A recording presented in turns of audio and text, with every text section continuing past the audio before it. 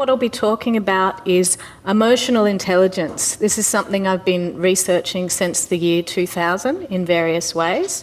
Tonight I'm going to focus on whether there is actually a factual basis for all these claims that are being bandied around about how fantastic emotional intelligence is, or whether it's just some hyped up fad. So I'll be going through, firstly, the popularity of emotional intelligence. I'll talk about how it came to be so popular so quickly. I'll also talk about why I think emotional intelligence gained such traction in the business world, in human resources, and in various other spheres. Why I think that in the late 1990s the public were really ripe for understanding and just embracing this concept. I'll also talk about some of the consequences that this rapid rise to popularity had for emotional intelligence, both in terms of the public perception of EI, or emotional intelligence, and in terms of how the research proceeded. I'll finally get to a definition of what it is. Normally in a talk this would be the first thing you do, but for various reasons there's hundreds and hundreds of definitions, and to get to the point where I state the one that's commonly accepted, we have to go through a few things first. Now, the main thing I want to be the takeaway message is the evaluation of a major early claim about emotional intelligence. There's this claim that emotional intelligence is much more important than IQ. This is still in existence on some companies' websites, some companies that are promoting their emotional intelligence products, and we finally have enough of a research base to evaluate this. I'll also talk about what I think emotional intelligence is useful for, some new directions in the measurement and assessment of emotional intelligence, and then I'll summarise whether I believe it is fact or fad. So the rise to popularity was very rapid.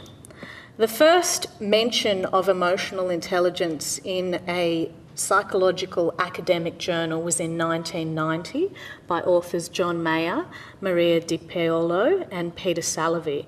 So they defined emotional intelligence as the ability to monitor one's own and others' feelings and emotions, to discriminate among these emotions, and then to use this emotional information to guide one's thinking and actions. So monitoring one's own emotions means being aware of whether one's feeling sad or whether it's actually gone full-blown into depression, to understand the difference between feeling anxious and feeling depressed, and to the monitoring others' feelings and emotions involves the ability to actually perceive how they're feeling. So to tell what emotions they're experiencing based on facial expressions, posture, body language, or tone of voice. Then there's the ability to discriminate among these feelings. So for example, to know the difference between different feelings. And the basis, I think, of emotional intelligence is to use this emotional information. So they're positing that emotional information has adaptive value and can be used to make non-emotional decisions. So this is generally held to be the first journal article where emotional intelligence was mentioned in 1990. But if you scan the literature really, really closely and put it under a magnifying glass, you'll find a much earlier passing reference in 1966. I'm only going to mention this because I think it's funny. And the journal that mentioned it was a German academic journal, and the author of this journal article proposed that certain women were unable to accept their social roles due to mother attachment, and they were unable to do this because they had low emotional intelligence. So that's not the funny part. The funny part is his proposed solution. His proposed solution was that they be treated with a brand new and exciting pharmaceutical at the time. He proposed giving them LSD. So the first mention of emotional intelligence, there was controversy already, even in the swinging 60s. But these journal articles, they really didn't have no one really cared. No one really cares what we do in these obscure journal articles. But once you get a book in the popular press, people really start to pay attention. And this book by psychologist Daniel Goleman came out in 1995. It was a #1 bestseller. The title is Emotional Intelligence: Why It Can Matter More Than IQ. So this book really launched a public interest in emotional intelligence. Up until then, it was a fairly obscure research topic that a handful of academics were interested in. After this book came out, it appeared on Oprah Winfrey. It was on the cover of Time magazine. Emotional intelligence was voted one of the most useful new phrases by the American Dialectical Society, and it just took off. I mean, there were really a lot of businesses and human resources consultants who started using this term, who started really embracing the concept of emotional intelligence. And this is the basis. It's this book. This book was not based on empirical studies of emotional intelligence, because there were no tests of it at the time. There was no way of doing research on it. Instead, what Goleman did was come up with some broad ideas about how he thought that a range of emotional skills could be a lot more important for success in life than the IQ or intelligence quotient. So this is broad ideas based on a diverse range of findings from social psychology, from some brain research, from educational psychology and from business. But there wasn't actually any empirical studies of emotional intelligence that went into this book. So given that there was actually no real evidence that emotional intelligence really did anything, why did it become so popular so quickly? One of the things I think that you have to understand was what was going on in psychological testing in the mid to late 1990s.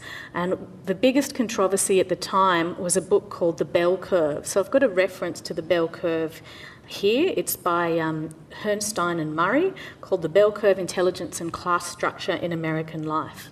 So what this book proposed was that group differences between African American and white people in America in their IQ explained different levels of success between white Americans and African Americans. So it's been known for a while, there's a large body of evidence that, as illustrated in this graph, white Americans tend to score, on average, 15 IQ points higher than African Americans.